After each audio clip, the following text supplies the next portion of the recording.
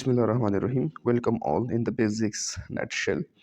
Okay, आज की video में हम अनसर्टेनिटी के बारे में जो है बात करेंगे। सही है, तो अनसर्टेनिटी क्या है, आइए इसको ज़रा पढ़ते हैं।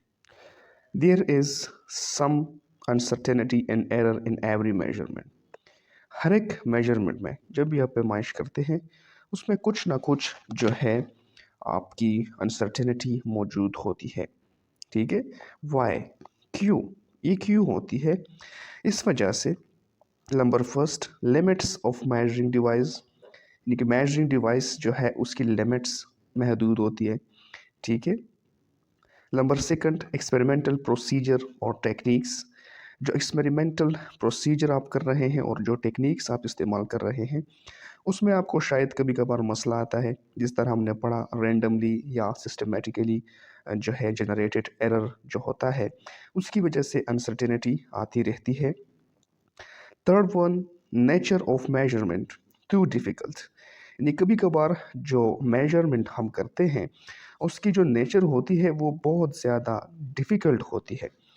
जिस तरह आप देख लें, स्पीड ऑफ लाइट, यानी कि स्पीड ऑफ लाइट को मालूम करना या इस तरह की डिफ़िकल्ट एक्सपेरिमेंटल वर्क करना, इसमें जो है मेजरिंग करना, पैमाइश करना हमारे लिए बहुत ज़्यादा क्या होता है, मुश्किल होता है। तो इस वजह से क्या होती है, आपकी जो मेजरमेंट है उसमें अनसर्टेनिटी प्रोड्यूस हो जाती है। अनसर्टेनिटी कहते हैं यानी कि कुछ ना कुछ शक और शुबा होता है। ठीक है, इतनी ज़्यादा नहीं होती लेकिन कुछ ना कुछ जो है आपको शक और शुबा होता है। इस वजह से जो है इन तीन मतलब ये जो हमने आपको बता दिया, इन तीन रीज़न्स की वजह से मेजरमेंट में क्या आती है, अनसर्टेनिटी आती रहती है।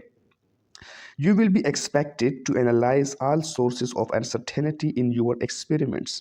आपसे ये एक्सपेक्ट फिर किया जाता है कि आपने क्या करना है, एनालाइज करना होता है तमाम सोर्सेस को, जिसकी वजह से क्या आ रही है, अनसर्टेनिटी आ रही है। किस में?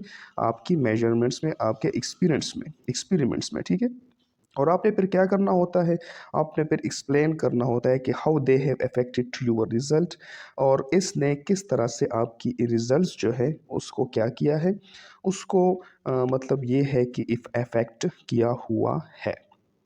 तो आइए अब पढ़ते हैं कि किस तरह से अनसर्टेनिटी डिफाइन फिर होगी। ठीक है, तो अनसर्टेनिटी इस तरह डिफाइन होती है कि मैग्नीट्यूड ऑफ एरर और डाउट इन मेजरमेंट। ठीक है, आपका जो मैग्नीट्यूड है किस चीज़ का, एरर का या डाउट, या आपको जो है शक है अपनी किस पे, मेजरमेंट में, उसको अनसर्टेनिटी कहा जाता है। अनसर्टेनिटी एस्टिमेट हाउ स्मॉल और लार्ज द एरर इज। ये बहुत इंपॉर्टेंट पॉइंट है। अनसर्टेनिटी क्या करता है, आपको ये बताता है कि आपका जो एरर है वो कितना जो है स्मॉल है और कितना जो है लार्ज है। ठीक है, यानी ये एरर के बारे में इंफॉर्मेशन प्रोवाइड करता है कि एरर ने कितना आपके जो मेजरमेंट है उसको इफ़ेक्ट किया है।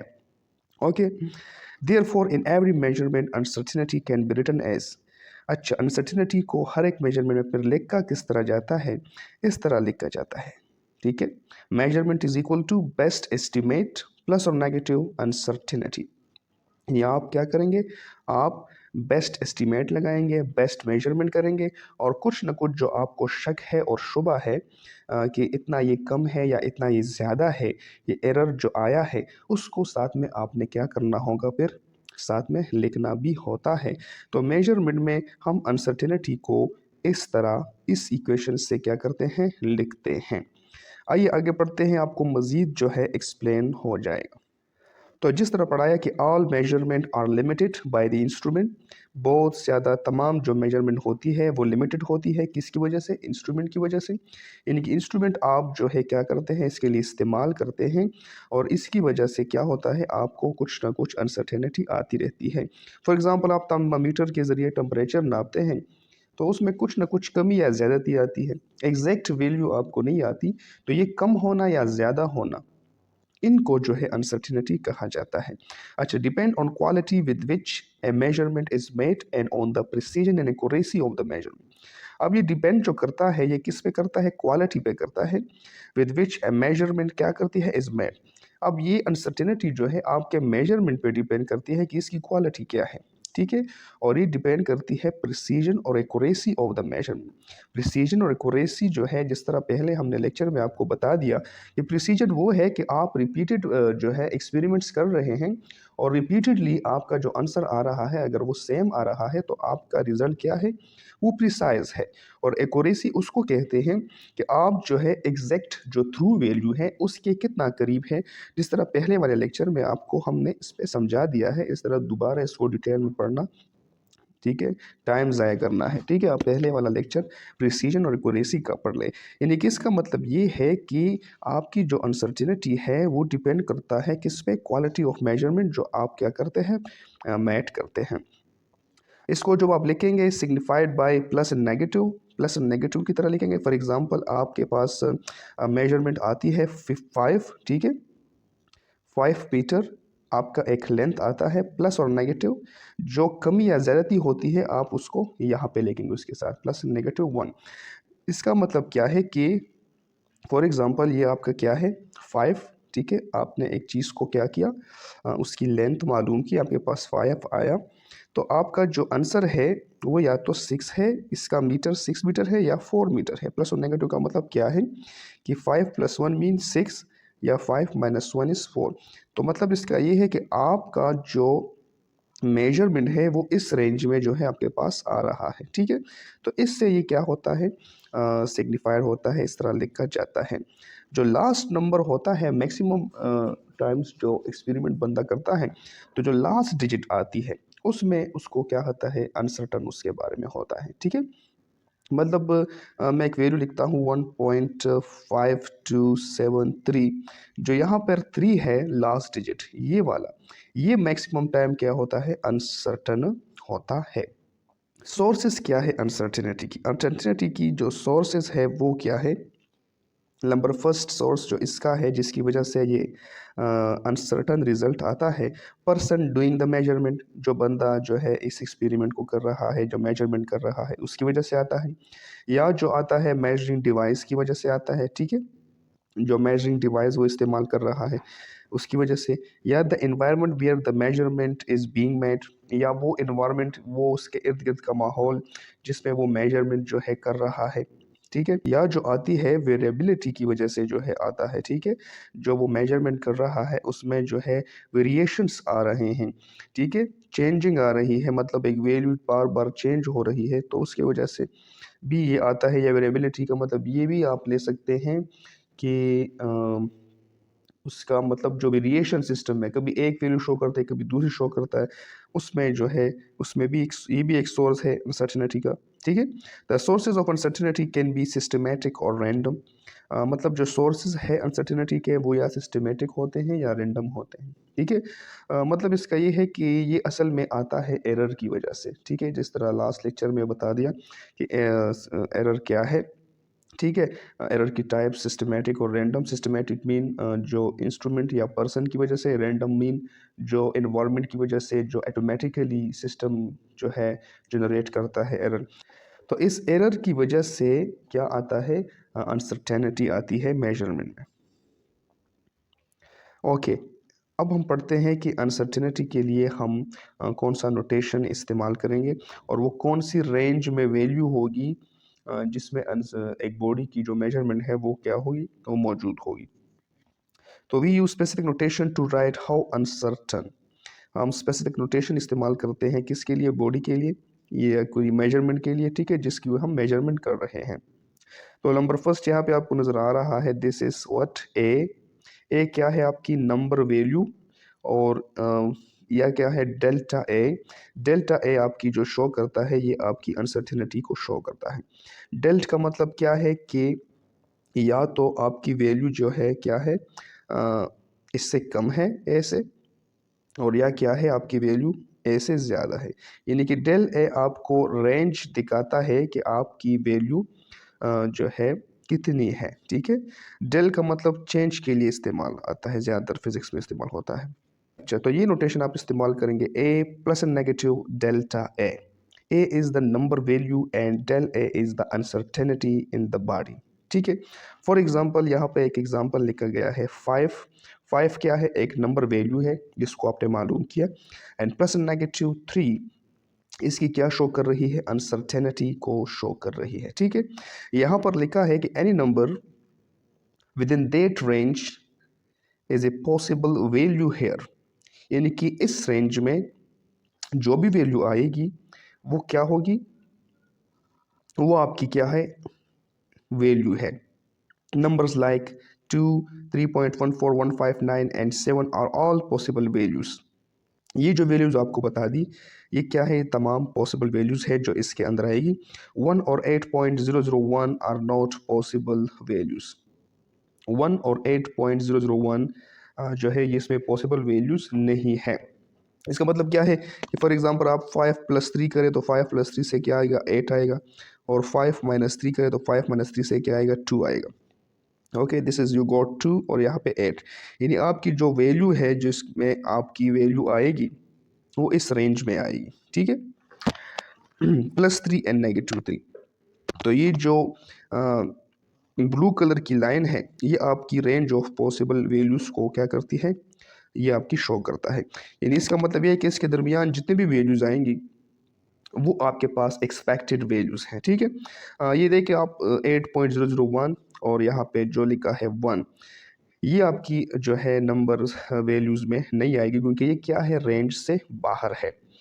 तो हमारा कहने का मकसद ये है कि अनसर्टेनिटी को मेजरमेंट में हम इस नोटेशन से लिखते हैं, और इसका मतलब क्या है, ए का मतलब क्या है और डेल्टा ए का मतलब क्या है। ठीक है, तो ये नोटेशन इस्तेमाल होता है अनसर्टेनिटी को शो करने के लिए। अभी आपको बताया कि अनसर्टेनिटी नोटेशन क्या है और वो क्या रेंज ऑफ पॉसिबल वैल्यूज है जो एक्सेप्टेड है। ठीक है, अच्छा, if you given a range and asked to write the range as a number with uncertainty, you can use this method. अगर आपको जो है रेंज दिया जाए, ठीक है, आपको ये कहा जाए कि यहाँ से लेकर यहाँ तक, मतलब 2 से लेकर 8 तक ये आपका रेंज है, आप जो है क्या करें, write the range as a number, आप इससे नंबर मालूम करें विद अनसर्टेनिटी, अनसर्टेनिटी के साथ। तो आप ये जो है मेथड इस्तेमाल करें। कौन सा, सबसे पहले आपको तो नोटेशन का पता है कि ए परसेंट नेगेटिव डेल्टा ए का मतलब क्या है कि ए आपके पास जो है, जब आप रिपीटिशन करेंगे, एक्सपेरिमेंट्स करेंगे, तो आपके पास क्या आएगा, आप इसका एवरेज लेंगे। तो एवरेज वैल्यू में आप क्या करेंगे, मैक्सिमम प्लस मिनिमम। मैक्सिमम का मतलब क्या है कि आपके पास मैक्सिमम रेंज जो है, मिनिमम का मतलब क्या है, जो मिनिमम रेंज है।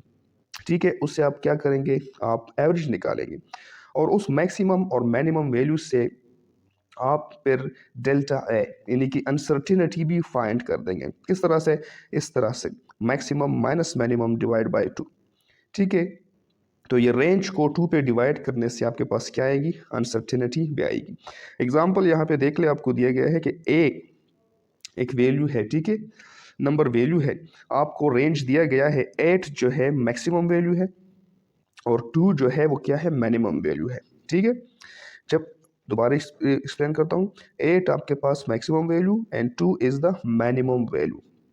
तो आपने नंबर वैल्यू जो मालूम करनी है, क्या करेंगे आप, ए इसका क्या करेंगे, एवरेज लेंगे। तो आप जब नंबर वैल्यू मालूम करेंगे तो क्या करेंगे, आप इसका एवरेज लेंगे।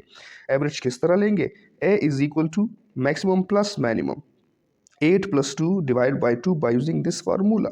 तो आपके पास आंसर आएगा क्या, 5। तो इस 5 का मतलब क्या है कि ये आपके पास क्या है, नंबर वैल्यू आ गई। ठीक है, और अनसर्टेनिटी अगर फाइंड करनी है तो 8-2 करके उसको डिवाइड करें 2 पे, तो आपके पास वैल्यू आ गई 3। ओके, इसका मतलब क्या हुआ कि रेंज से आपने नंबर वैल्यू को भी मालूम कर दिया और उसमें मौजूद जो अनसर्टेनिटी है उसको भी मालूम कर दिया। ठीक है, तो रेंज से इस तरह से आप नंबर वैल्यू और अनसर्टेनिटी को फाइंड कर सकते हैं। ठीक है, मैक्सिमम रिपीटिशन जो आप कर रहे हैं उसका आप क्या लेंगे, एवरेज लेंगे, और उसके बाद उसमें क्या फाइंड करेंगे, अनसर्टेनिटी भी फाइंड कर देंगे। ओके, अब ये आपका क्या है, आपका ये होमवर्क है। उसमें आप क्या करेंगे कि आपने अनसर्टेनिटी लिखनी है as a maximum and minimum range, यानी आपने इसका क्या करना है, इस अनसर्टेनिटी आपको दी गई है। ठीक है, यहाँ पे आप देख लें, आपको नंबर वैल्यू और इसके साथ अनसर्टेनिटी भी दी गई है। आपने इसका रेंज फाइंड करना है कि किस रेंज में हमारे पास वैल्यू जो है वो आएगी, और यहाँ पे आपको रेंजेस दिए गए हैं। सही है, यहाँ पे आपको रेंजेस दिए गए हैं, वो ये रेंजेस हैं। इस रेंज से क्या करना है आप लोगों ने, इससे आपने अनसर्टेनिटी और नंबर वैल्यू को फाइंड करना है। यहाँ पे आपने क्या करना है, uncertainty and number value find करना है। यहाँ पर लिखा है, ठीक है, नंबर विद अनसर्टेनिटी, और इसमें यहाँ पे आपको नंबर वैल्यू और अनसर्टेनिटी दी गई है। इससे आप फाइंड करें इस चीज़ को, मैक्सिमम और मिनिमम रेंज, इसको जो है यहाँ पे फाइंड करें। ठीक है, ओके डियर स्टूडेंट्स, यहाँ पे आपको आंसर्स दिए गए हैं, सही है, जो आपको हमने अभी बता दिया कि आपने ये करना है। तो इस आंसर के साथ अपने क्या करें, अपने आंसर मैच करें। ठीक है, अच्छा एक और चीज़ जो हमने यहाँ पे आपको बता दी, वो बता दी एस्टिमेशन के बारे में। ठीक है, एस्टिमेशन क्या है, is using your knowledge of something similar in size और amount to determine the size of the new object. Estimation में आप क्या करते हैं कि आप अपना नॉलेज को इस्तेमाल करते हैं, यानी कि आप रेंडमली एक चीज़ का जो है क्या करते हैं, उसकी पैमाइश करते हैं कि ये इतना होगा। ठीक है, एस्टिमेशन क्या करता है, आपको हेल्प करता है to make a rough measurement of an object. ठीक है, और usually usefully when you are in a hurry and exact numbers are not required. और यूजुअली आप जो आपको जल्दी होती है कि आप हरी में होते हैं, ठीक है, जल्दी होती है और आपको एग्जैक्ट नंबर्स का मतलब इसकी ज़रूरत नहीं होती, तब आप क्या करते हैं, एक बॉडी का एस्टिमेट निकालते हैं। जिस तरह आप पिक्चर में देख ले, तो ये बंदा क्या कर रहा है, इसको जो है मतलब इसकी एस्टिमेट लगा रहा है कि ये इतना होगा। ठीक है, तो एस्टिमेशन क्या होता है, एस्टिमेशन असल में आपका नॉलेज होता है किसी चीज़ के बारे में, और उसका साइज़ आप डिटरमाइन करते हैं विदाउट मेजरमेंट। ठीक है, ओके, होप करता हूँ कि आप लोगों को ये जो है सब कुछ समझ में आ चुका होगा। Thanks for watching.